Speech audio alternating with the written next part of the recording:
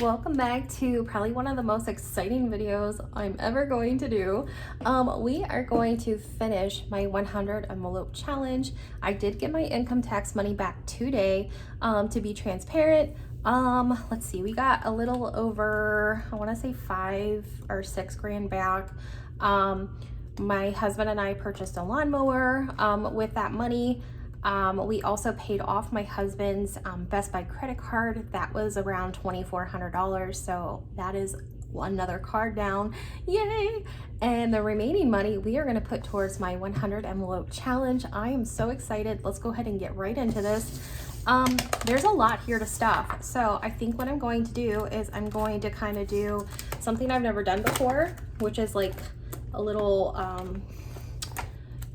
tell you guys a little bit about myself. I guess we're kind of going to do like a get to know me as I'm stuffing this. Wonder if I can just do it this way. Yeah, we'll try this. Yeah, so, oh, there's more there.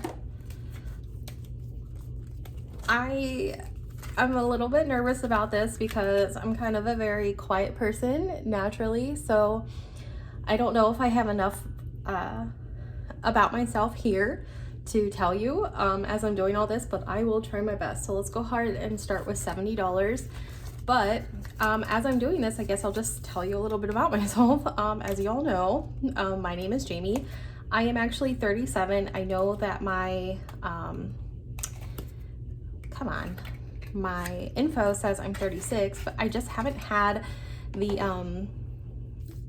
the willingness to change it right now because I refuse to believe I'm getting as old as I am.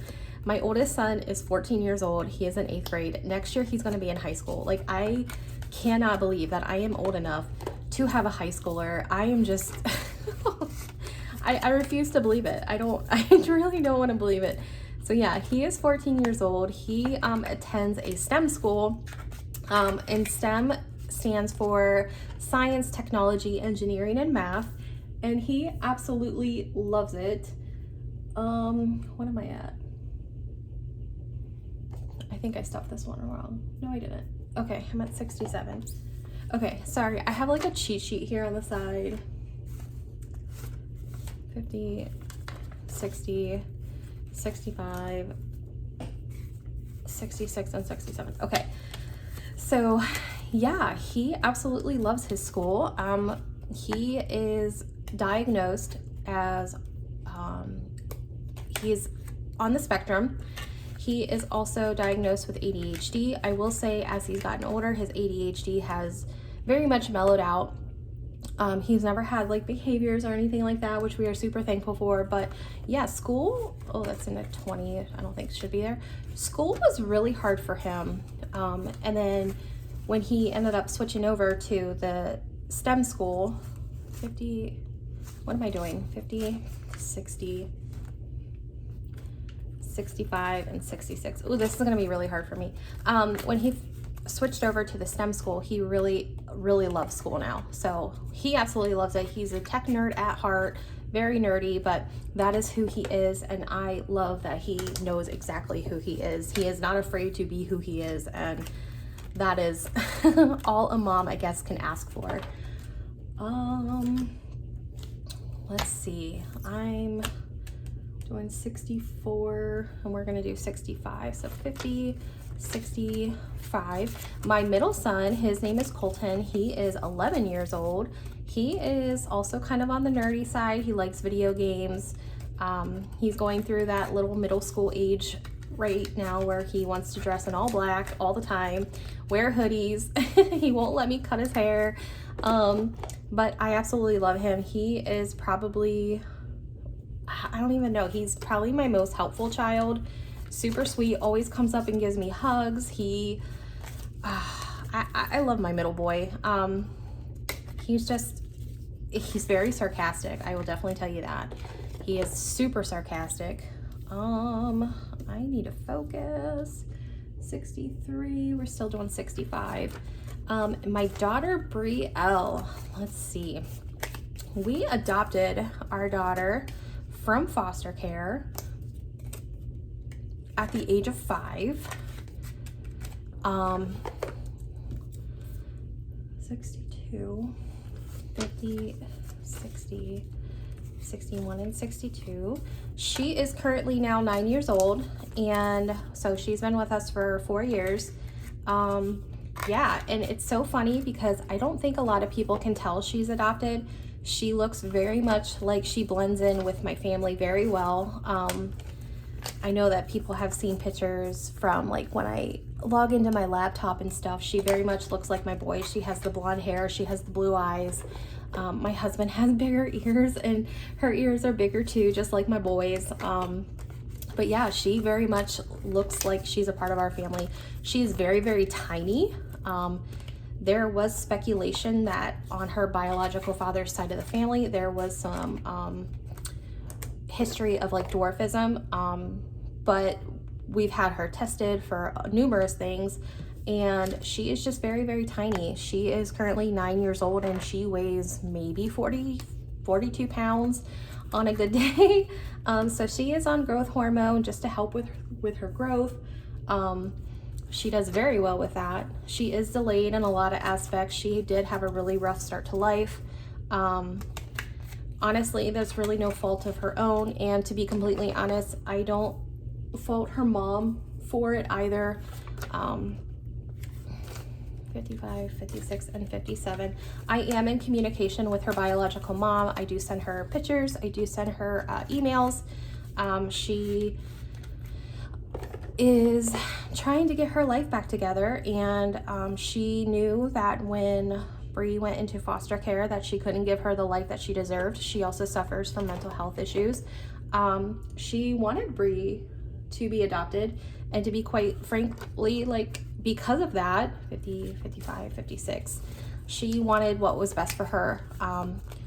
She did have a very rough start to life due to mom's mental health issues, so there was a lot of neglect and all that, but I do feel like that is due to her lack of support with maintaining her health, like with being able to find the support for her mental health. So I do not hold a grudge against her mom for her history.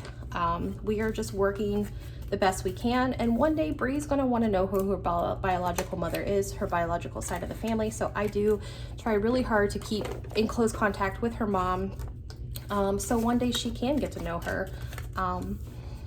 So yeah, that is kind of the story of my life, that my kids, I guess, which is a big part of my life.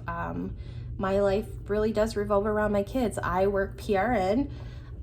Thankfully, because of my husband, he works 4 days on, 4 days off, 12-hour shifts. So going PRN was kind of the easiest thing for us to do, so I can work around his schedule. And also I can work around the kids' schedule back when they were in sports. My daughter is in a lot of therapies, OT, PT. We're getting her seen for developmental peds. Like, she just has like a lot of doctor's appointments. So there's just a lot of things that go on with our kids, and working PRN at the hospital actually helps out quite a bit. I do still make sometimes more than my husband, even though I work PRN, which sucks for him because I know that if I worked full-time, I could probably bring in enough income for the both of us.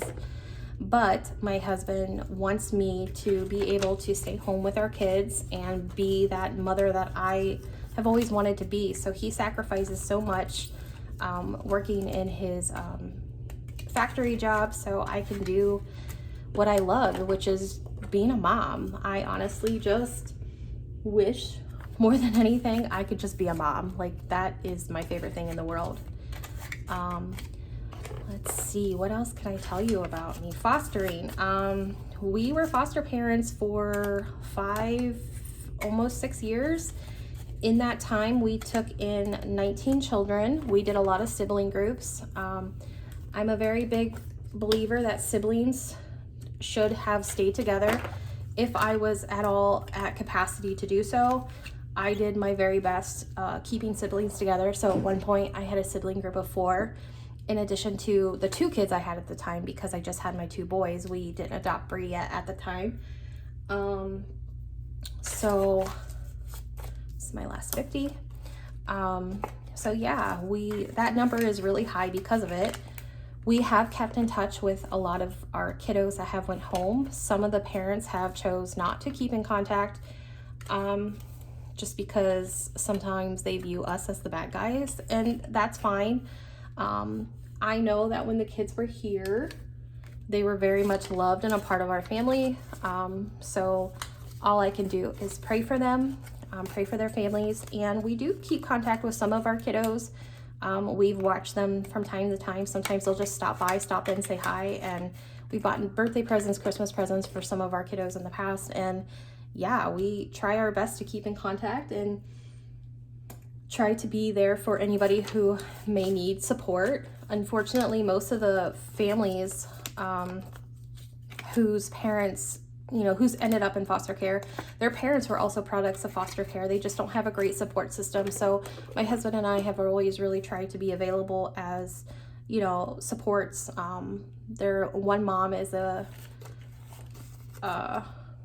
single mom, and she struggles with a past history of addiction, and to keep her kids out of foster care and struggle with her own mental needs, we've taken them stuff to help, or we've just taken her kids for the weekend so she can just deprocess. It's really hard to be a mom, let alone a single mom, plus go through all the stuff that you're going through. So I told her multiple times, I'd be happy to take your 3 kids. If you need time to yourself for the weekend, to do whatever you need to do. So yeah, that's just our life with foster care. We ended up getting out of foster care because of my daughter. She was having a little bit of concern with the caseworkers coming in and out of the house. She thought that she was going back into care, and I don't think she processed fully that she was adopted and that she was never leaving us, and it was just hurting her emotionally. So we ended up getting out of foster care because of that. I would absolutely love to go back into fostering, possibly one day. I would love to do teens, to be completely honest. I know that's a little bit crazy because teens do have this really big stigma around them, but I do feel like teens kind of get the brunt end of the deal when it comes to being in foster care. Not only do they have a lot of issues, but if they aren't wanted, there's a very small home section for them, so they can end up going into a group home, or if they don't have a place to put them, sometimes they will just put them in juvie because it is a bed and a hot meal. And honestly, like, that is just terrible to me, that is what happens to teenagers that are placed into foster care. So yeah, I don't know what the future holds. Obviously, we are really enjoying this time of our lives right now because we have been financially probably better than we've ever been. Every kid that has came into our home while we were fostering them, they have always gone on vacations with us. We go to Disney almost every other year. So we've taken multiple children to Disney. We've taken kids to, where is it? Tennessee, Gatlinburg area. We've taken them to Myrtle Beach. Those are kind of like our hot spots. So yeah, I love foster care. I feel like any kid that comes into my home is going to be treated like my own. I'm going to show respect to their parents regardless of their history, because a lot of times they're also products of foster care themselves, and they're going through a lot too. So I don't feel like there is a lot of foster parents like that, unfortunately. So it made me really, really sad to get out of fostering. All right, let's switch into another topic. Let's see, 36, what am I doing? 20, 30, 35, and 36. Let's get into why I started cash stuffing. Let's see. I started cash stuffing in October of, gosh, what was it, 2022, maybe? Something like that. And I decided, I came across it from TikTok, and I saw somebody doing it, and I was like, you know what? At this point, I'm willing to try anything, because we were living paycheck to paycheck. I was constantly scared that something was going to break down because I had nothing to fix it. And if I had to fix it, then it was coming from a bill that had to be paid in the future. And I just got really sick of living that way. I was so tired of living that way. So I was like, you know what? I'm gonna try it. It doesn't hurt to try. So I planned out my budget. I planned out how much I needed for groceries, etc. And after a couple months of doing it, I was like, wow, this is really working. This is working. I got to a point where I started to accumulate, you know, almost $100 to put towards an emergency fund. And at that time, I have never in my life been able to accumulate any kind of money for an emergency fund. So the fact that it was working and I had $100 aside, it was like, I have to continue this. Like, this is amazing. So after a while, I'd say probably around, I don't know, Christmas time, January, I was trying really hard to tell my family about it. What am I putting in? This one's 35. I was trying really hard to tell my family about it. I have a couple family members who are also really bad when it comes to money. And I was like trying to tell them about it, trying to encourage them to try it. And they just kind of kept telling me, well, I'll get around to it. I'll get around to it, whatever. And finally, after several months of begging, have you watched these videos? I'm sending you all these videos. Like, you have to do this. They just never watched them. And so finally I was like, you know what? I'm going to make them watch it. I'm going to make my own video. And hopefully by doing so, they will end up watching it as well. 29 is getting 30, so it's 28. Okay. So I made my own TikTok. I made sure to make it a name so absolutely nobody in my personal life would be able to find me. And yeah, I made a video and I told them about it, hoping that they would see it and they would end up watching it. Well, at one point, I just continued to make the videos and more people started watching my videos. So then I started uploading them on YouTube as well, because I was kind of getting people watching my videos, people that I'd never known. And these people were telling me how much it has helped them. So I was just kind of like, okay, well, I'm just going to keep doing this. Maybe if I get so many followers, the people that I wanted to watch my videos might actually see that I was worth watching. And I will be very honest with you, to this day, those people still don't really watch my videos. And it really makes me sad, because these are people that are very close to me. And I have told them several times about the success that I'm having financially. And I get responses back like, oh, must be nice, or yeah, that's because you are a nurse and you have a good job. And it's never because the system just works. They just refuse to watch my videos, and that's fine. It sucks. That's just, I don't think I could stuff any more in there. Unfortunately, that's just, it is what it is, and I hate it, but I can't force them to do so. Oh crap, I think I messed up. 23, 24. I may have messed up, but yeah, that's why I started cash stuffing. And then as I continued to cash stuff, it was kind of insane to me. Like, I would upload these videos. I was doing it regardless because I love to do it. And I just continue to upload them. And next thing you know, like, I'm getting more and more subscribers each time. I'm getting people sending me messages about how my videos have encouraged them to start cash stuffing. And to be completely honest, that right there was the reason that I just kept going, because of you guys. If I was helping one person, it was worth continuing to make these videos. So yeah, that is why I started cash stuffing, because in my personal real life, I am not social at all. I'm terrified of people. I have this like stigma where I just feel like everybody hates me. So I tend to just be quiet, shut up, and listen, and try to say as little as possible. So this is very much outside my comfort zone. My husband is still very surprised that I do this. Yeah, so that is me in a nutshell. I don't think anybody would ever believe that I do this. Not very many people from my personal life do know that I do this, like friends-wise, people that I work with, because yeah, this is just not me. But that was why I started. And honestly, because of y'all, I've continued. Let's see, what else can I tell you? Oh my gosh, me and my husband, we are about to celebrate our 15-year anniversary this year, which is insane. Yeah, we've been together for 15 years. We, let's see, we met through mutual friends. Yeah, he's kind of my person, and it's really funny because we're complete polar opposites. He is very outgoing, and yeah, I am not.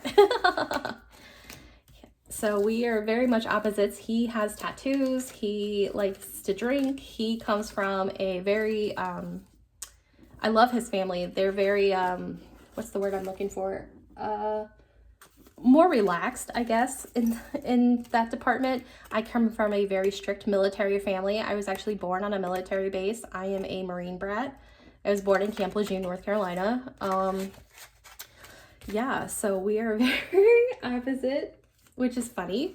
1, 2, 3. I'm getting down to the wire. But yeah, we have been married for 15 years, and it's crazy. But he is my best friend. We co-parent everything together, all decisions. We are very much a team, and I absolutely love my marriage. I make fun of him quite a bit because it's fun, but honestly, I would be completely lost without him. Don't tell him I said this gushy stuff, because that's just, yeah, no, we're not about that life. But ultimately, I would be completely lost without him. Let's see. So that's kind of why Wednesdays are my favorite day. I always say all the time, Wednesdays are my favorite day. It's not just because it's my husband's paycheck, but also because I was born on a Wednesday. My husband was born on a Wednesday. We got married on a Wednesday. My in-laws got married on a Wednesday. So yeah, it's just kind of like Wednesday's always kind of just been like, I guess, our day. It's kind of just like, yeah, Wednesday has always been like our lucky day. We ended up getting married on my grandparents' wedding anniversary. It was kind of important to me to take their date because my grandparents were together until the very end. And I wanted that luck. I wanted their wedding date, which was June 10th. So we ended up getting married that day. That year it fell on a Wednesday. So yeah, we didn't have a traditional wedding. We just went down to Myrtle Beach, and we told both sets of parents, whoever can come, please come. And yeah, we're just going to get married on the beach. We had a pastor down there marry us, and it only cost us $350 for the guy to marry us. And also his wife at the time took pictures for us, videoed it. So it was a cheap wedding, but you know what? It was so perfect, and I wouldn't go back and change one thing about it.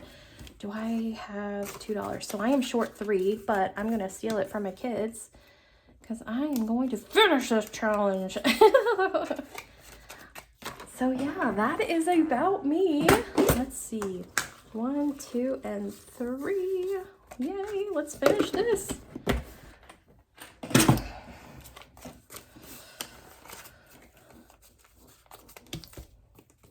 Oh my gosh, I cannot believe this. This is like the best feeling in the world. I don't even think I can get it in there. You guys. Oh my God.